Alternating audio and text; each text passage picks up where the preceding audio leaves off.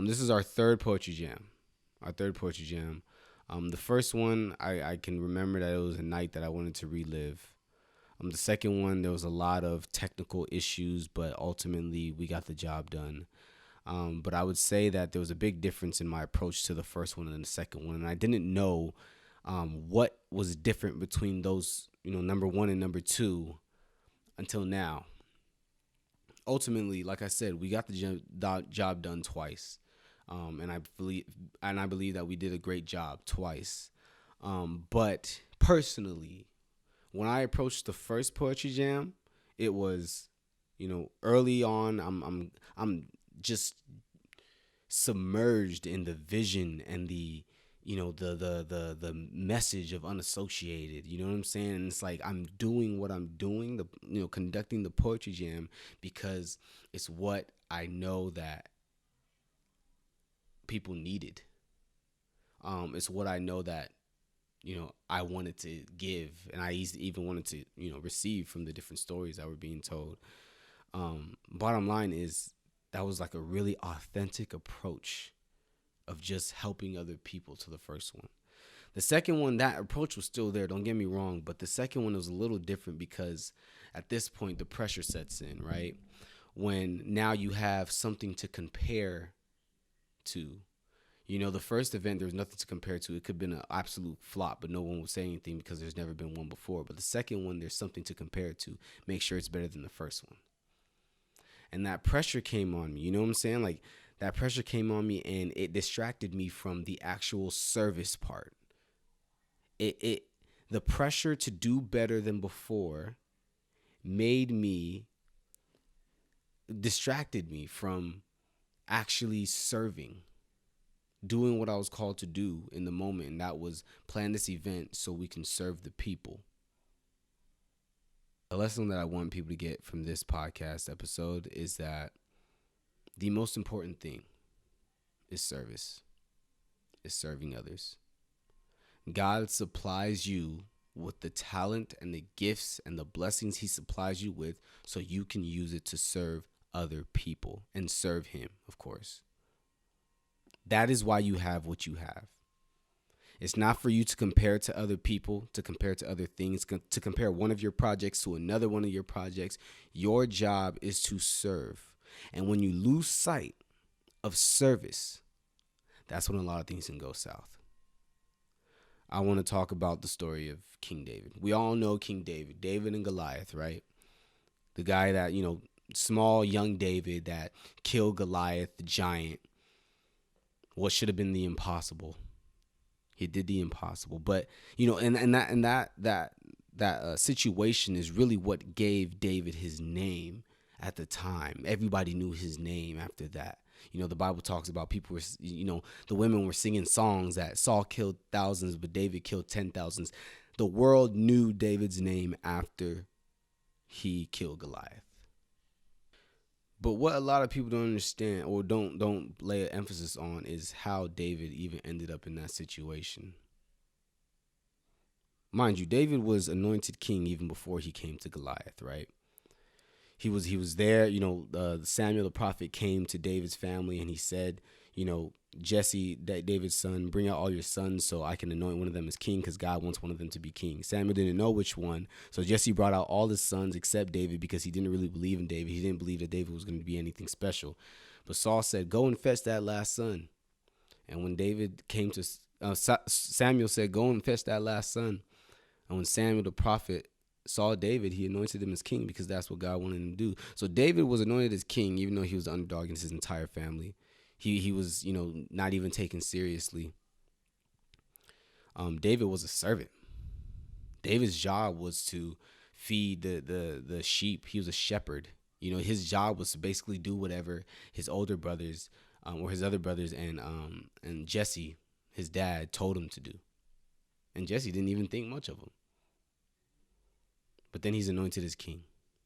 So you would think that once David is anointed as king, everybody has looked down on him. He's been the underdog his entire life. Once he's anointed as king, maybe he'll start walking a little different. He'll start thinking a little different. He'll start acting a little different, behaving more like the man, right? But instead, what David did was continue to serve. What David did was continue to be a shepherd. Like, he got anointed, he had his moment. Samuel said, "You're going to be the next king." David must have been so excited. But then Jesse gives him orders. Hey, you know what I'm saying? Those sheep need to go be tended. And Jesse said unto David, Jesse is David's dad. Jesse said unto David, his son, "Take now for thy brethren." David's brethren was actually the soldiers in the war, but David wasn't. "Take now for thy brethren an ephah of this parched corn and these 10 loaves, and run to the camp to thy brethren, and carry these 10 cheeses unto the captain of their thousands, and look how thy brethren fare, and take their pledge." That's it. That's all I wanted to read. That's all I wanted to read. David wasn't a soldier. David wasn't necessarily in the position to actually fight Goliath because he wasn't a soldier in the war. He was not an officer, none of that. He was a shepherd.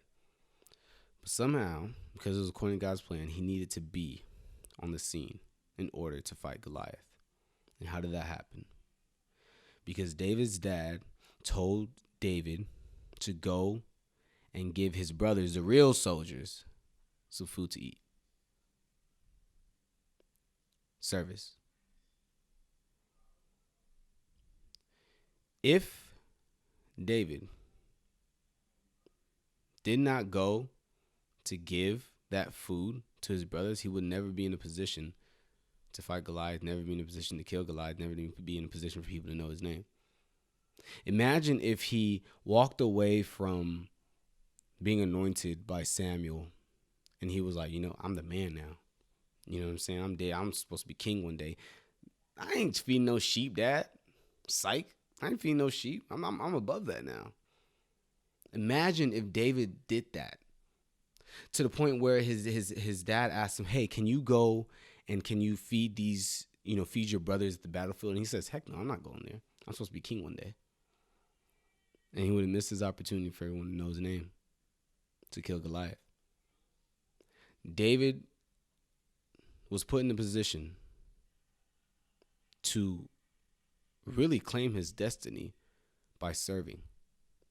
Nowhere in the Bible does it say that David had a whole plan on how he's going to rise to the throne. Think about it. I mean, the throne was passed down hereditarily. David was not in the bloodline. So you would think that he'd possibly come up with some type of plan. You know what I'm saying? Like, oh, I'm supposed to be the next king. All right, let me be proactive and look up some type of plan. No, David's first, intention or his reaction, his response was to continue to serve. Service. Through his honest, authentic service, David was put in a position to receive all that God had intended for him to receive. So maybe you're that person who lets the pressure of everything that they do distract them from the purpose of why you're doing it. Start serving.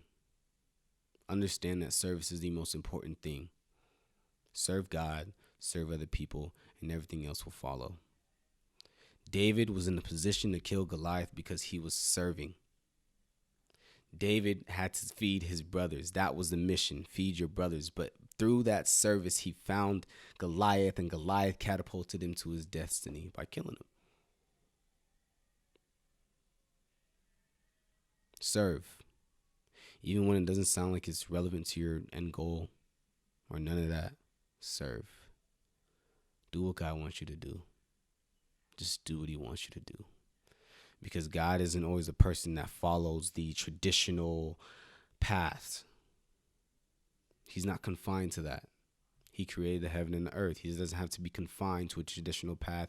He doesn't have to be confined to your understanding. You just listen to what he wants you to do. And he wants you to serve.